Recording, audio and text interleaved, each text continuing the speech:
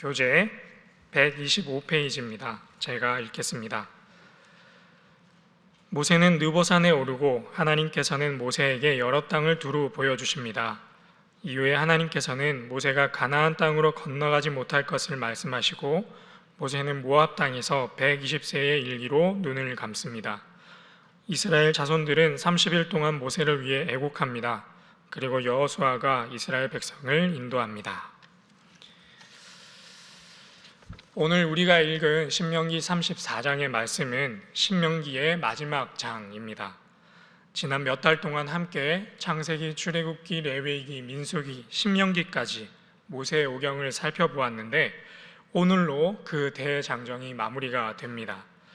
태초에 하나님께서 천지를 창조하신 이야기부터 시작해서 오늘 우리가 읽은 본문의 모세의 죽음까지 그 이야기로 이 내용이 끝이 납니다. 그래서 오늘 우리가 읽은 본문 말씀 신명기 34장의 말씀은 신명기의 마지막 장이자 동시에 모세 오경의 마지막 장이다 라고 할 수 있겠습니다. 하나님께서 오늘 이 말씀을 통해 우리에게 은혜 베풀어 주시기를 간절히 소망합니다. 먼저 4절의 말씀입니다. 제가 읽겠습니다. 여호와께서 그에게 이르시되 이는 내가 아브라함과 이삭과 야곱에게 맹세하여 그의 후손에게 주리라 한 땅이라. 내가 내 눈으로 보게 하였거니와 너는 그리로 건너가지 못하리라 하시매. 첫 번째 기도 제목입니다. 주여, 주는 공의의 하나님임을 기억하게 하소서. 주여, 주는 공의의 하나님임을 기억하게 하소서. 우리가 앞서 살펴봤듯 지난 40년이란 세월 동안 모세와 이스라엘 백성은 가나안 땅을 향해서 발걸음을 옮겨왔습니다. 그 가운데에 수많은 불순종이 있었고 수많은 원망이 있었고 하나님의 징계와 동시에 그들에게 내려주셨던 하나님의 돌보심이 그들 가운데 있었습니다. 그럼에도 불구하고 반복되는 불순종 앞에 결국 출애굽 1세대는 가나안 땅 앞에서 약속된 불순종함으로 약속된 땅에 들어가지 못하게 되었습니다. 그들이 가나안 땅을 목전에 두고 가나안 12정탐꾼의 보고에 간담이 녹아내려서 하나님과 모세를 원망한 탓입니다. 하나님께서는 결국 끝까지 하나님을 신뢰한 여호수아와 갈렙 외에는 그들이 약속한 땅에 들어가지 못하겠다라고 벌을 내리십니다. 이 말씀에는 모세도 예외일 수 없었나 봅니다. 신명기 3장 23절에서 29절에서는 모세는 이를 놓고 하나님 앞에 간절히 간구하지만 하나님께서는 그 말을, 그 요청을 듣지 않으셨습니다. 왜냐하면 모세도 하나님의 말씀에 불순종했기 때문입니다. 민수기 20장에 기록된 무리바 물 사건입니다. 하나님께서는 마실 물이 없어서 하나님과 모세를 원망하는 이스라엘 백성에게 물을 주시기 위해서 모세와 아론을 불러 세우셨습니다. 하나님께서는 분명히 모세와 아론에게 지팡이를 들어 반석에게 명령하라 라고 말씀을 하셨는데 모세와 아론은 너무 화가 난 나머지 하나님의 말씀에 순종하지 않고 지팡이로 반석을 두 번 내리친 사건입니다. 하나님께서는 그 일을 모세와 아론의 불순종으로 보시고 모세와 아론을 가나안 땅에 들이지 않겠다라고 말씀하셨습니다. 모세의 입장에 있어서는 참 억울한 이야기입니다. 단순히 반석을 지팡이로 두 번 내려쳤을 뿐인데 그것이 그렇게 큰 잘못이 되었는가 싶기도 합니다. 모세가 얼마나 억울했는지 신명기의 설교 중에서 자신이 가나안 땅에 들어가지 못한 것은 자신의 불순종함 때문이 아니라 이스라엘 백성 너네들 때문이다 라고 이야기를 합니다. 얼마나 속이 상했으면 자신이 불순종해서 그렇게 된 것임에도 불구하고 이스라엘 백성 탓만을 했을까 싶습니다. 그도 그럴 것이 모세가 얼마나 대단한 사람입니까? 본문 10절에서 12절까지에 의하면 이후에 모세와 같은 선지자가 일어난 일이 없으며 여호와께서 직접 대면하여 아시는 자였으며 수많은 이적과 기사를 행한 사람이었습니다. 그의 인생의 대부분을 하나님의 말씀에 순종하여 이스라엘 백성을 약속된 땅으로 인도하는 데에 모두 헌신한 사람입니다. 그리고 수많은 백성들의 반역과 원망 속에서도 딱 한 사건만 제외하고서는 온유함을 유지한 그런 사람이었습니다. 이 정도 헌신과 능력을 가졌다라고 한다면, 이 정도 성품과 하나님과의 친분을 가졌다라고 한다면, 그 단 한 번의 불순종 정도는 하나님께서 눈 감아 주실 법한 일이 아닐까 싶습니다. 하지만 하나님의 말씀은 엄중합니다. 하나님의 말씀 앞에는 그 누구도 예외일 수 없습니다.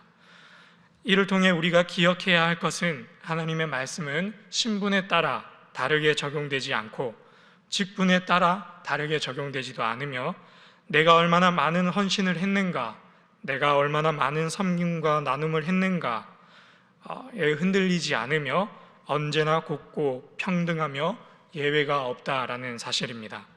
사랑하는 신일의 모든 성도 여러분, 여기에 모인 우리 모두가 주님 앞에 언제나 신실한 종으로 설 수 있기를 간절히 바랍니다. 두 번째 말씀을 찾아보겠습니다. 이번에는 함께 5절의 말씀을 읽겠습니다. 시작. 이에 여호와의 종 모세가 여호와의 말씀대로 모압 땅에서 죽어. 아멘. 이스라엘 백성을 향한 모든 설교를 마친 모세는 가나안 땅이 눈에 보이는 느보산의 꼭대기에 올랐습니다. 그리고 하나님께서는 느보산의 꼭대기에 오른 모세에게 앞으로 이스라엘 민족이 얻게 될 가나안 땅을 다 보여주십니다. 그리고 앞서 우리가 살펴본 말씀처럼 너는 그 땅에 들어가지 못한다라고 말씀하십니다. 견물생심이라는 말이 있습니다. 마음에도 없었던 것이 눈으로 보고 나면 그 마음에 욕심이 생긴다라는 말입니다. 저는 본문을 보면서 하나님 참 야속하시다, 하나님 모세에게 너무 하신 것 아닌가 하는 생각도 들었습니다. 이미 모세도 일전에 무리바 물 반역 사건으로, 불순종 사건으로 하나님께 꾸중을 듣고 가나안 땅에 들어가게 되지 못할 것을 이미 알고 있는데, 아무리 그렇다 그래도 사람의 마음이 눈으로 그것을 직접 보고 나면 어떻게 될지 모르는 일입니다. 저 같았으면 아마 냅다 뛰어서 가나안 땅으로 뛰어 들어가지 않았을까 하는 생각도 듭니다. 그런데 본문에서 모세는 하나님의 그 말씀 앞에서 무조건 순종합니다. 모세는 그 마지막 순간에 그 모든 땅을 직접 눈으로 보면서도, 그토록 원하는 것을 눈앞에 놓고서도 하나님의 말씀에 순종하며 이런 방구의 원망도 하지 않고 가나안 땅이 멀찍이 보이는 그곳에서 죽음을 맞이합니다. 두 번째 기도 제목입니다. 주여, 우리가 주의 종임을 기억하게 하소서. 주여, 우리가 주의 종임을 기억하게 하소서. 모세가 그토록 원하던 가나안 땅을 눈앞에서 바라보며 아무 말 없이 주의 말씀에 순종할 수 있었던 것은, 모세는 자신이 여호와의 종임을 철저하게 알고 있었기 때문입니다. 내가 내 인생의 주인이 아니라 하나님의 내 인생의 주인이시다라는 것을 알고 있었기 때문입니다. 그래서 모세는 내가 가지고 싶었던 것 포기할 수 있었습니다. 그래서 내가 하고 싶은 것 모세는 하지 않을 수 있었습니다. 그래서 내 마음대로 하지 않고 그 말씀에 온전히 순종할 수 있었습니다. 누가 봐도 당연히 내가 취할 수 있는 그것을 취하지 않았습니다. 여호와의 신실한 종은 하나님의 말씀에 순종하는 사람이기 때문입니다. 옛 속담에 호랑이 없는 굴에 여우가 왕 노릇한다라는 속담이 있습니다. 우리가 인생을 살면서 연륜이 점점 쌓이게 되면, 사회적 지위가 어느 정도 오르게 되면, 우리의 지식과 지혜가 남들이 우러러 볼 만큼의 무게가 생기면, 내 손에 쥐어진 권력과 재력이 꽤 큰 영향력을 가지게 되면 우리는 종종 우리가 여호와의 종임을 망각하고 살아갑니다.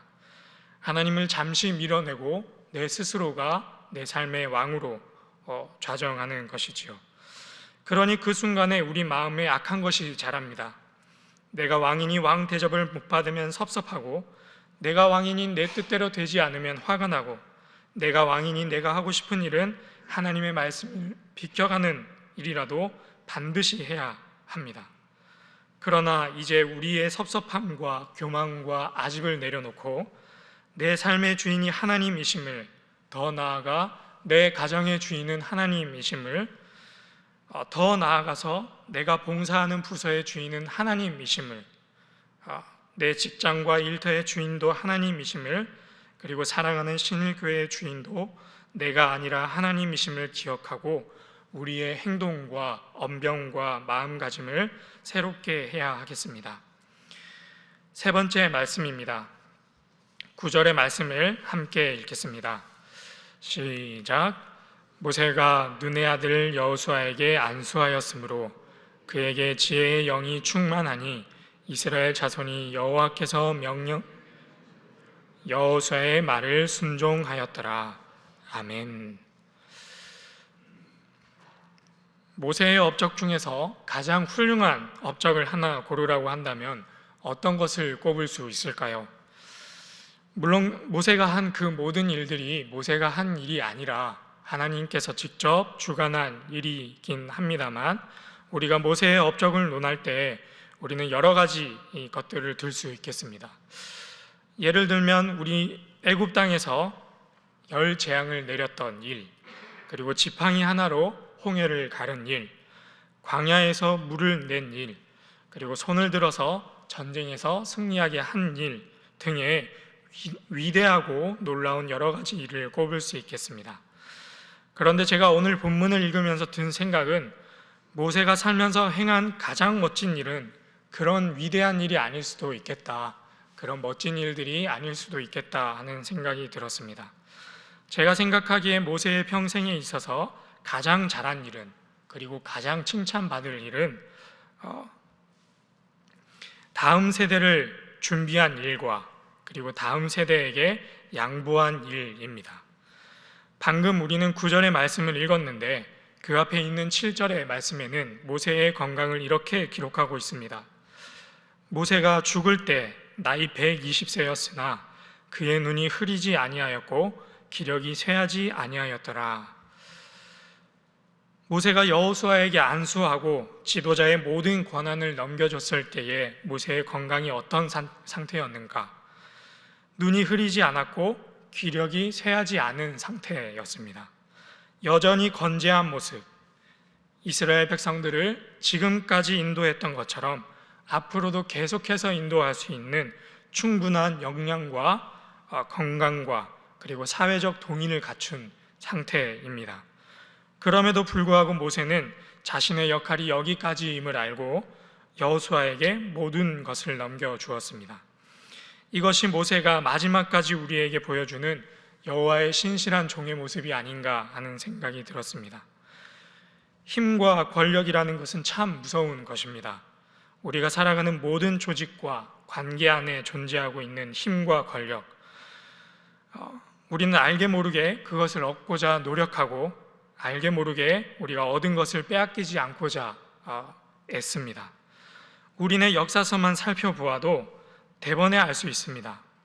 몸과 마음이 건강한 왕이 자신의 왕위를 자녀에게 완전히 물려준 일은 없는 것 같습니다. 몸이 병들고 곧 죽게 되어서야, 죽고 나서야 그 자리를 물려주는 것이지요. 자신의 자녀들에게도 죽기 전에 양보하는 일이 없는데 다른 사람에게 양보하는 것은 참 쉽지 않은 일입니다. 그러나 모세는 여전히 정정함에도 불구하고 그 자리를 여호수아에게 양보합니다. 나쁜 자리를 양보하는 것이 아니라 가장 좋은 자리를 가장 좋은 순간에 여호수아에게 넘겨주고 있는 것이죠. 도대체 모세는 어떻게 그런 일을 할 수 있었을까? 첫 번째는 그가 이 민족의 주인이 아님을 분명히 알고 있었기 때문입니다. 처음부터 그것이 내 것이 아니기 때문에 내 손에서 내려놓을 수 있는 것이지요. 두 번째로는 그 모든 일을 내가 아니라 하나님께서 행하셨음을 알고 있었기 때문입니다. 지금까지 걸어온 길 얼마든지 자신의 업적으로 삼고 자랑할 수 있지만 그것이 자신이 행한 것이 아니라 하나님의 능력으로, 하나님의 은혜로 된 것을 잘 알고 있기에 가능한 일입니다. 그래서 마지막 세 번째 기도 제목은 주여 다음 세대를 위해 우리의 자리를 내려놓게 하소서, 주여 다음 세대를 위해 우리의 자리를 내려놓게 하소서입니다. 이것은 참 쉽지 않은 일입니다. 그리고 이것은 아무나 할 수 있는 일도 아닙니다. 또한 이것은 우리의 기력이 쇠하고 곧 죽게 되었을 때가 되어서야 하는 일도 아닙니다. 눈이 흐리지 않고 기력이 쇠하지 않을 때, 바로 지금부터 우리가 준비하고 배려하고 우리가 내려놓아야 하는 일이겠습니다. 설교를 마치겠습니다. 신명기 34장으로 모세오경을 마무리함에 있어 인생의 마지막 순간을 겸손하고 겸허하게 하나님 앞에 순종했던 모세의 모습을 기억하며 하나님 앞에, 사람 앞에서 여호와의 종으로서 삶을 본받을 수 있기를 주님의 이름으로 축복합니다. 우리 세 가지 기도 제목을 놓고 함께 기도하겠습니다. 먼저는 주가 공의의 하나님임을 기억하게 하소서. 두 번째로는 우리가 주의 종임을 기억하게 하소서. 세 번째로는 다음 세대를 준비하게 하옵소서. 우리 이 세 가지 기도 제목을 놓고 함께 기도하겠습니다. 주여 믿습니다. 주여 믿습니다. 주여 믿습니다.